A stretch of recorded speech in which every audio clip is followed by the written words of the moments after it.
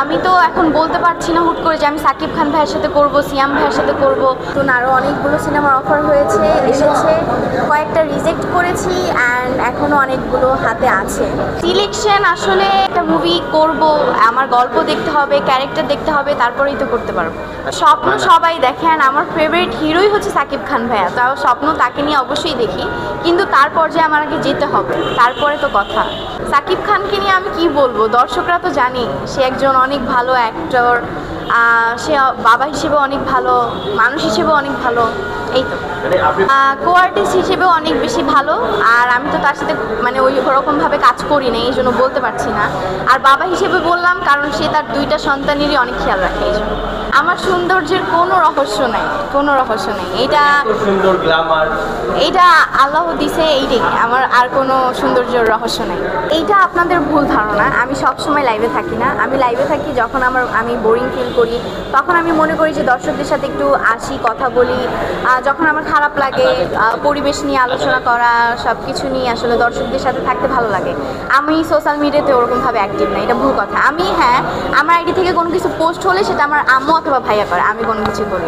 কোনো অনেক বাধার সম্মুখীন হয়েছি, আমার ফ্যামিলির সাপোর্ট যেহেতু আমার সাথে আছে, এবং যারা আমাকে দিয়ে শ্যুট করিয়েছে, মুভি করিয়েছে, তারাও আমাকে সিলেক্ট করেছে, সেই সব বাধা এখন আমার আসলে কাজে লাগে না। আমার পড়াশোনা আমার কাছে আগে, আমি এখন আপাতত অফ আছি, বেশি কাজ করছিও না আর কখনো বেশি কাজ করিও নাই। আমার পড়ালেখা আগে, তারপর হচ্ছে আমার অ্যাক্টিং। আপনি তো অলরেডি একটা সিনেমা শেষ করেছেন, এরপরে কি নতুন কোনো সিনেমার কাজ হাতে এসেছে কিনা বা সিদ্ধান্ত নিয়েছেন কিনা করার? জি, নতুন আরও অনেকগুলো সিনেমার অফার হয়েছে, এসেছে, কয়েকটা রিজেক্ট করেছি অ্যান্ড এখনও অনেকগুলো হাতে আছে। রিজেক্ট আসলে গল্প, তারপরে যে আমার কো আর্টিস্ট হিসেবে যে কাজ করবে, এইসব নিয়ে আসলে রিজেক্ট করা, যে গল্পটা হয়তো পছন্দ হয় না অথবা কো আর্টিস্ট পছন্দ হয় না, এইসব না, এইসব কোনো কিছুই নাই। আমি যেখানেই যাই না কেন আমার আম্মু সবসময় আমার সাথে থাকে, তো এইসব কোনো কিছু আসলে আমার মিডিয়াতে আসা হচ্ছে শখ করে, অ্যান্ড আমি আসতে পেরেছি আমার ম্যামের জন্য। আমি বুলবুল ললিতকলা একাডেমির একজন স্টুডেন্ট, তো সেখান থেকে আমার মিডিয়াতে আসা, আর এটা অনেক বড় কাহিনী যেটা বলে শেষ করা যাবে না। আমার হচ্ছে হাত ভেঙে গিয়েছিল, আমার এই বাম হাত, তো তখন আমার হাত পুরো বাঁকা ছিল।